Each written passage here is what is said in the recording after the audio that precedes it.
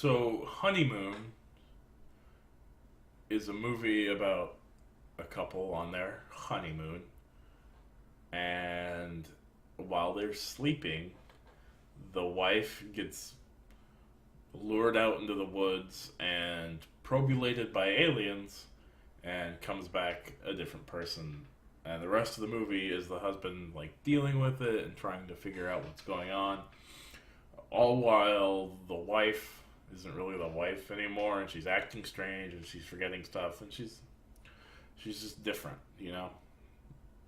And it's about the mystery of that, and that idea in and of itself is pretty good. It's a pretty damn good idea, and the movie is put together well. There's some interesting like lighting stuff. Everything is framed just fine. It's a very technically competent movie. There's even like good story elements, well, like plot elements. There's foreshadowing. There's parallelism. There's fun stuff like that. But I had a lot of trouble really caring about these characters because other than them being married, you don't really know anything about them. That's literally the only defining characteristic they have, and it's the same one for both of them. And on top of that, the dialogue is insufferable is a strong word, but it's appropriate. These two are just on all the time.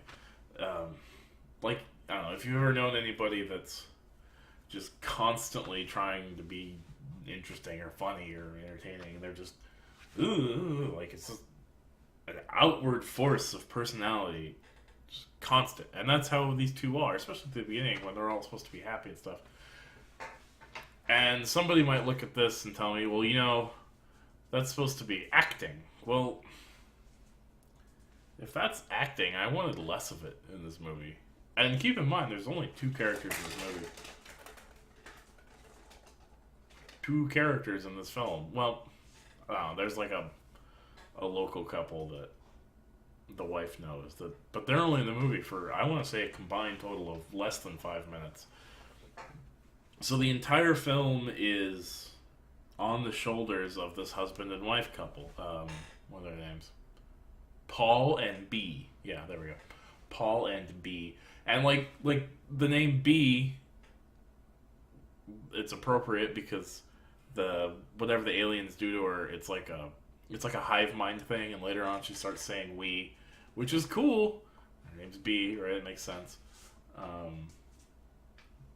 But I don't know. Like the characters just aren't there. They're just not. They just don't seem like real people. And when you spend the entire film with two people, they need to feel real. And I don't know if it was the actors or the director, but I'm pretty sure it was the script that called for a lot of the more tedious things that this film has in terms of characters. Like they try and put it forward as a very realistic couple, but I'm just not seeing it. They argue back and forth, but they keep repeating the same things over and over. And while that might be, if you watch a couple argument from the outside, we've all seen it, like out in public, they kind of go back and forth a bit over the same things. But here, it just felt like the dialogue was pushing out these scenes twice as long as they had to be. I honestly believe this movie could have been 45 minutes. And this could have been an episode of like Outer Limits or any of those science fiction anthology shows. Hell, they should have waited a couple years and made it a Black Mirror episode. I mean, who knows? I mean, other than the characters being kind of shitty, the movie's pretty decent. But I don't know.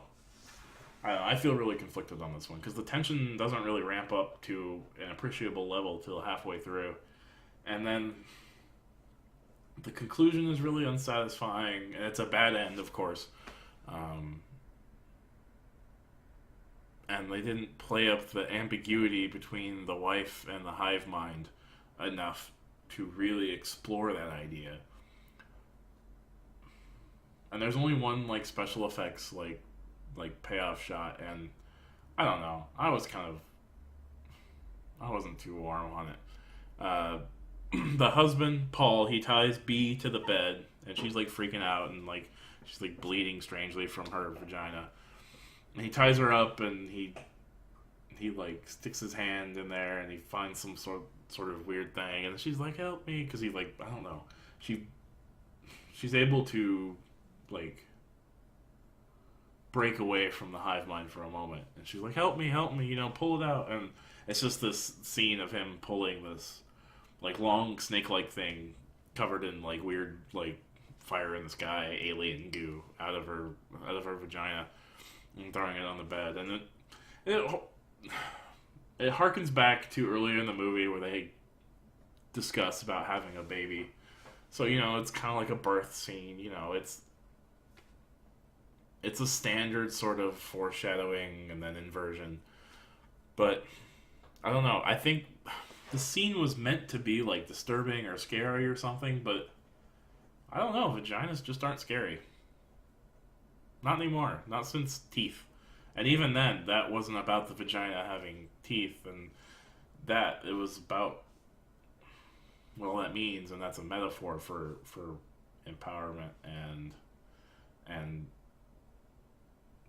ostracization, about sexual anxiety and stuff like that. And here it's just, I don't know, it doesn't exist to be anything more than gross. And it really wasn't that gross.